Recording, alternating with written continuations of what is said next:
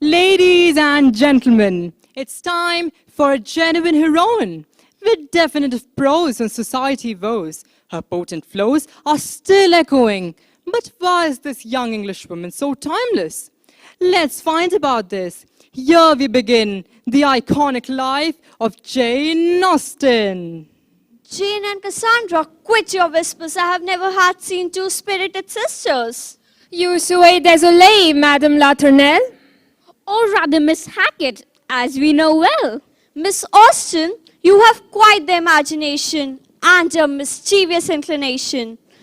Oh dear girls, I have a bad news. Your tuition fees is quite overdue. Jane Austen was born in Steventon, England in 1775. At the age of 10, she attended boarding school with her sister Cassandra under the guidance of an enigmatic headmistress.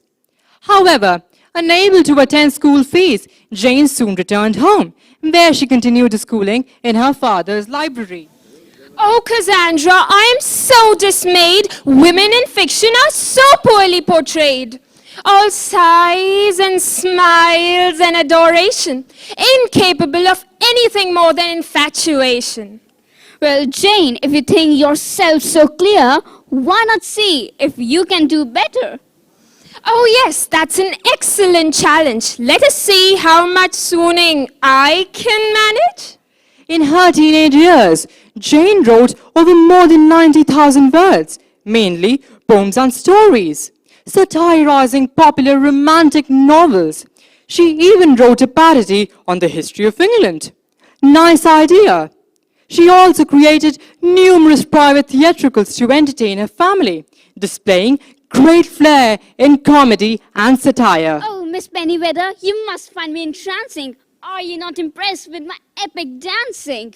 In London, I observed such a dance of passion. I assure you, this is the latest fashion.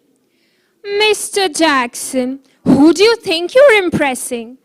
The redness on your cheek is rather distressing. Clearly, you have never witnessed such a flair. Quite. Would you like me to get you a chair?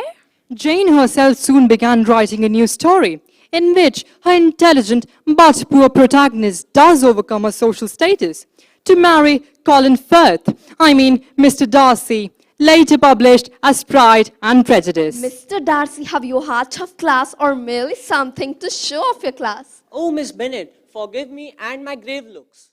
When until then, let us politely converse. Have you noticed this ball has fully dispersed? Okay, then I bid you goodbye. Marriage, love, and affection are the themes of Jane's novels.